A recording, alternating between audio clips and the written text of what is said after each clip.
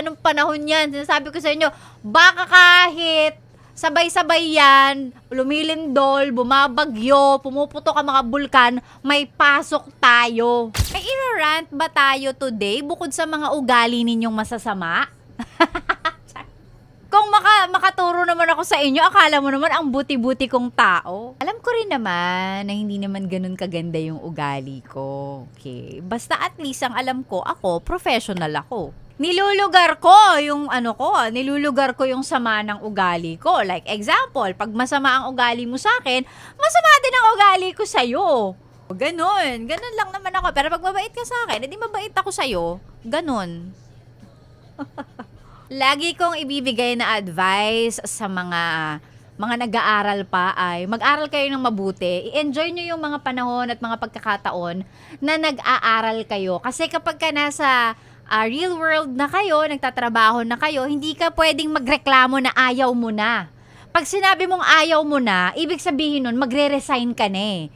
Whereas, di ba, kapag ka nag-aaral ka pa lang, mas madaling drop mo pag ayaw mo na, ganyan. Pag gusto mo magpahinga, wag ka muna mag-enroll sa susunod na SEM, ganyan. And then, ha? O, di ba, baon lang ang hinihingi. Tapos, pag binigyan ka ng baon ng nanay mo, anong gusto lang ba nilang kapalit? Mag-aral ka ng mabuti.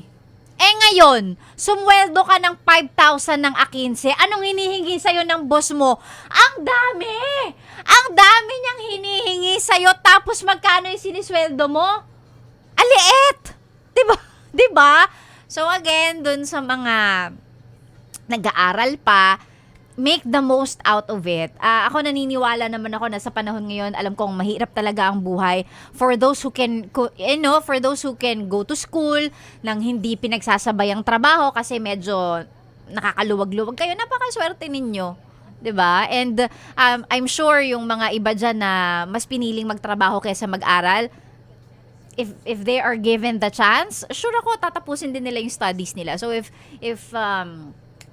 nag-aaral ka pa, estudyante ka pa at the moment, make the most out of it. I'm not saying na dapat maging honor student ka because hindi din naman yan ang magde-define, no, kung sino ka as a person. Basta make the most out of your schooling.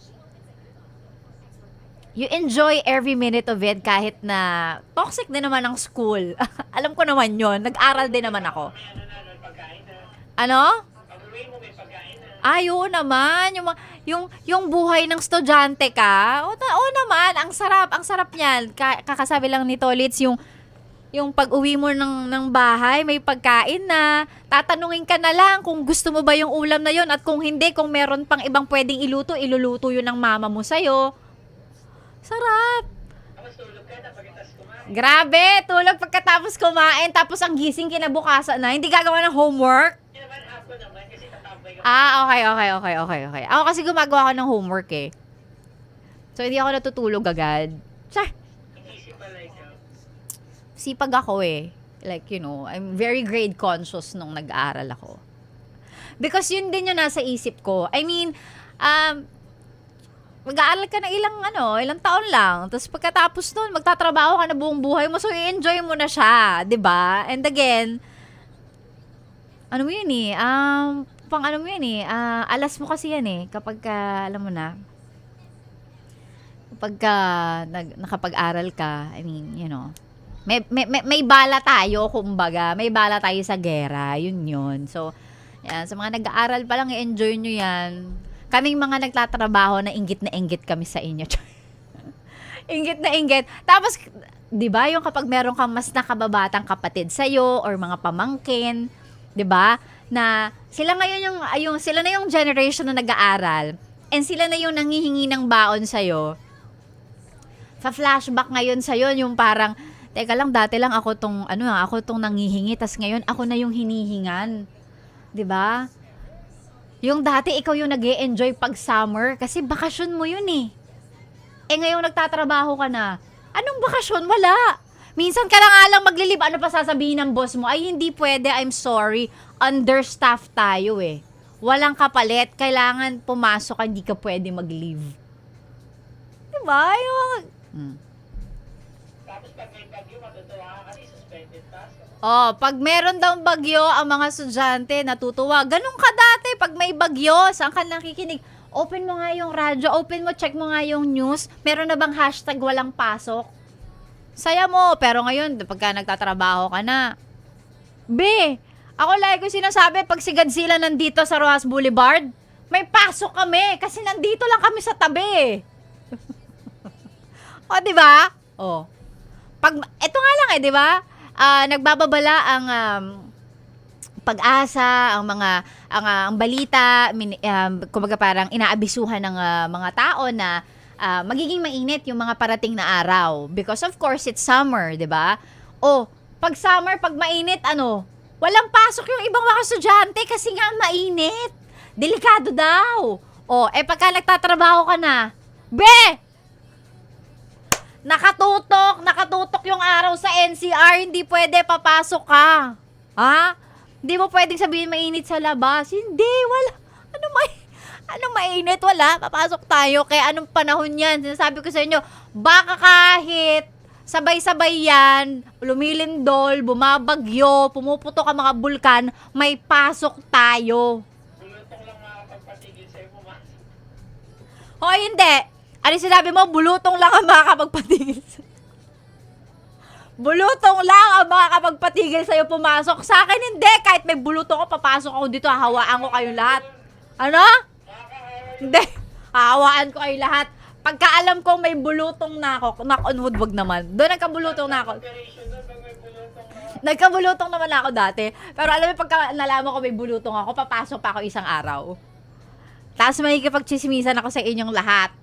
Nang hindi nyo alam na meron na pala ako nun.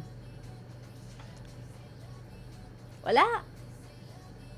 Kaya tatrabaho ka na, walang mga ganyang ano-ano. Ay, may bagyo, walang pasok, ganyan. Maliban na lang siguro kung government employee ka. Kasi 'di ba, yung mga government offices, nauna silang magsabi na automatic yata work from home sila pag Friday, yung iba, 'di ba? May mga ganun tayong nakita. Napasana all nga kami, kaming mga nasa private sector.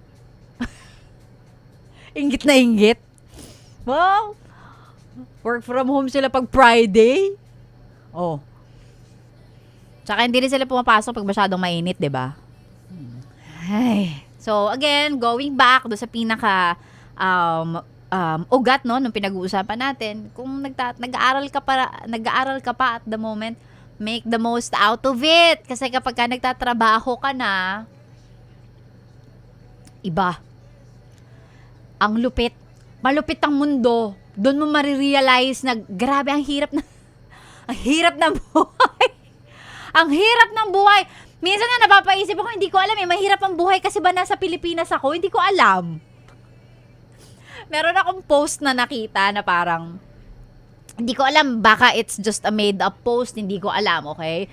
Pero parang, dun sa caption niya, parang, grabe pang hardcore ang Pilipinas, ang Manila, kasi doon, ang pagko-commute, grabe, like, yung level, di ba? Yung level ng pagko-commute, paglalalakad mo, dyan sa sidewalk, sasakay ka, pipila ka, napaka-uncomfortable.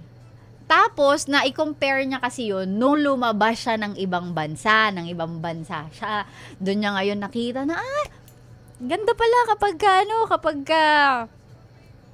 meron ka maaasahang transport system, pag yung bus stop talagang may darating, pag sinabing 5:03, nandyan talaga yung bus. At pag-aalis siya after 5 minutes, aalis talaga siya. Like, yung mga ganong level. Yeah. I guess, I don't know. Mahirap ang buhay. Baka siguro kasi nandito tayo. Hindi ko alam. Well, definitely it's mahirap elsewhere. I'm sure. No, wala namang madali sa buhay na to because again, habang may buhay, may pagsubok, okay? So definitely, Kaya mag-aaral na mabuti. para makapag-abroad. Bumoto ng tama. Okay. Yung pala. Akala ko sasabihin mo, mag-aral ng mabuti para makaboto ng tama. Pala. Okay, akala ko kasi Aral na mabuti para kapag ka okay ka na, mag-abroad na tayo pare-pareho, sabay na tayo. Sabay tayong pumili ng kung anong country yung gusto nating lipitan. Plan B.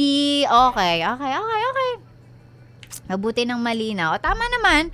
So, yeah. Mag-aral ng mabuti, no? Maging informed sa lahat ng mga bagay-bagay. So, yeah, tama naman yun. You can make rational and sound decisions in life. Ang gulo, hindi ko maintindihan. Ano ba yung nirarant natin? Pero yeah, totoo yun I think it's doon mo din talaga marirealize na nga pang hardcore talaga ang Manila. Bardagulan talaga dito compare sa kapag nagpunta ka ibang bansa, yung talagang like grabe. Nung unang beses ako nagpunta ng Singapore, na-realize ko, sabi ko, 'di ba ang hilig naman nating mag-share ng technology nung dati? Dati tayo yung naglalabas ng rice. Dito di ba marami tayong palayan dito and now nag-i-import na tayo ng bigas. Pero nakuha nila yung technology or the knowledge from us. Sabi ko, ang gaganda ng mga tren nila, ang gaganda ng transport. Sabi ko, bakit hindi natin ito kinopya sa kanila dati when nung years before, nung nagsisimula sila, I'm sure napag-uusapan naman to ng mga leaders. Bakit hindi natin ginaya yung train system nila? Ganun. Unang beses ako, tama, Singapore yun. Kasama ko yung parents ko. Sabi ko, grabe yung tren nila. Like, grabe. Ang galing. Tapos tayo, yeah. Ay. Ano pang ginagawa mo dito, ha? Sinasabi ko na nga ba eh. Solid yes friend ka talaga. Dahil nandito ka na rin lang, sige na, Mag-like at mag-comment ka na. mag-subscribe ka na rin at i-click ang notification bell. Para mapasali ka sa mga kalokohan namin. Bawal na bawal mag-no dito, ha? Kasi yes to yes!